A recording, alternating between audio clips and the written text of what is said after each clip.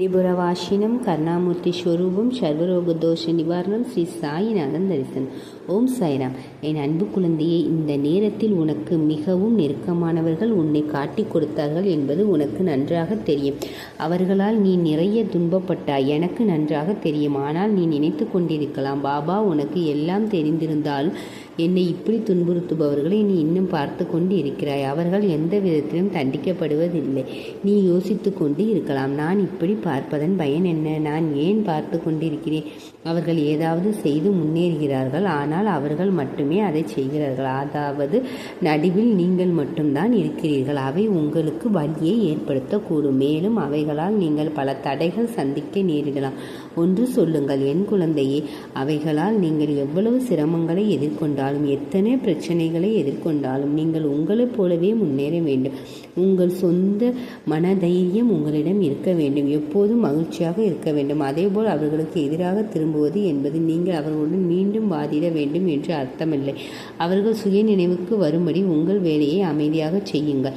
நாம் எப்போதும் நம் சொந்த காரியத்தை செய்ய வேண்டும் என்று நான் பலமுறை கூறியுள்ளேன். மற்றவர்களின் விவகாரங்களை தலையிடுவது நல்லதல்ல. மற்றவர்களுக்கு வலியை ஏற்படுத்துவது யாருக்கும் சரியல்ல. மற்றவர்களின் விவகாரங்களில் தலையிட வேண்டிய அவசியமில்லை. அவர்கள் மற்றவர்களின் குடும்ப உறுப்பினர்களால் துன்பப்படுகிறார்கள் என்றால் நாம் அவர்களின் வழியில் செல்வதன் மூலம் ஒருபோதும் ஒரு பிரச்சனையாக மாறக்கூடாது. ஏனென்றால் இன்றைய காலகட்டத்தில் ஒவ்வொரு குடும்பமும், ஒவ்வொரு நபரும், பூமியில் வாழும் ஒவ்வொரு நபரும் இழப்புகள், சிரமங்கள் மற்றும் மகிழ்ச்சியை கொண்டுள்ளனர். எல்லோரும் சிரமங்களில் சிக்கிக் கொள்ளக்கூடாது. அதே போல ஒவ்வொரு மகிழ்ச்சியையும் பார்த்த பிறகும் பொறுமையை இழக்கக்கூடாது.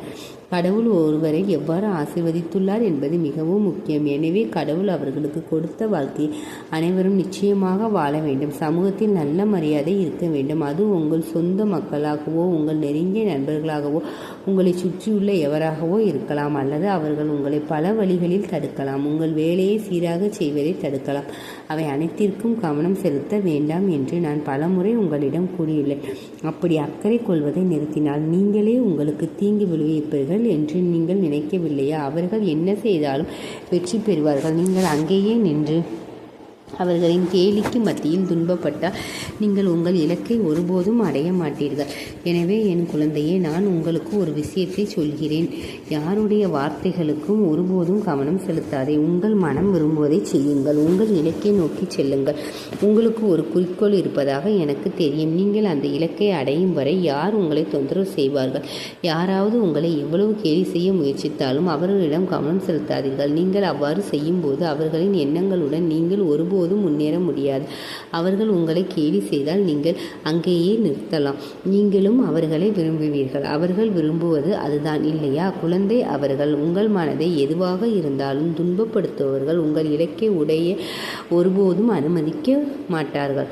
அவர்கள் செய்யும் காரியங்கள் மூலம் அவர்கள் தங்களுடைய வெற்றியை அடைவார்கள். நீங்கள் எப்போதும் தோல்வியை அடைவீர்கள். இங்கும் அங்கும் நகர முடியாமல், எங்கும் செல்ல முடியாமல், என்ன செய்வது என்று தெரியாமல் நீங்கள் அந்த கடவுளிடமே திரும்பி செல்வீர்கள். நீங்கள் அங்கேயே உட்கார்ந்து ஒரு பெரிய சுமையுடன் அழுது கொண்டிருக்கிறீர்கள். நீ செய்ய வேண்டிய வேலையில் என்ன தடைகள் வந்தாலும் முன்னேறு என் குழந்தையே. நான் கவனமாக பின்னால் இருந்து உன்னை வழிநடத்துவேன். உனக்கு என் மீது அபரிமிதமான அன்பும் நம்பிக்கையும் இருக்கிறது என்பதையும் நான் அறிவேன். இப்போது சோகமாக இருக்காதே. ஒவ்வொரு மனிதனுக்கும் சிரமங்கள் பொதுவானவை என்பதை எப்போதும் அறிந்து கொள். நீ உன் இலக்கை அடைந்தால் உன் சாயி மீது நம்பிக்கை இழக்காமல் கவனமாக இருக்க வேண்டும். மிகுந்த பக்தியுடனும் அக்கறையுடனும் அவரை நம்ப வேண்டும். மேலும் உன் வேலையை சுமூகமாக செய்து முன்னேறிவிட்டாய் என்று நினைக்க வேண்டும். உங்களை எப்போதும் கேலி செய்து சிரித்தவர்கள் உங்களிடம் வந்து உங்களுடன் சேர்ந்து உறவாடுவார்கள். அதாவது அவர்கள் உங்களிடம் வந்து உதவிக்காக உங்களுடன் கைகோர்ப்பார்கள் என்று ஒரு நாள் நிச்சயமாக வரும் என்று நான் உங்களுக்கு உறுதி அளிக்கிறேன்.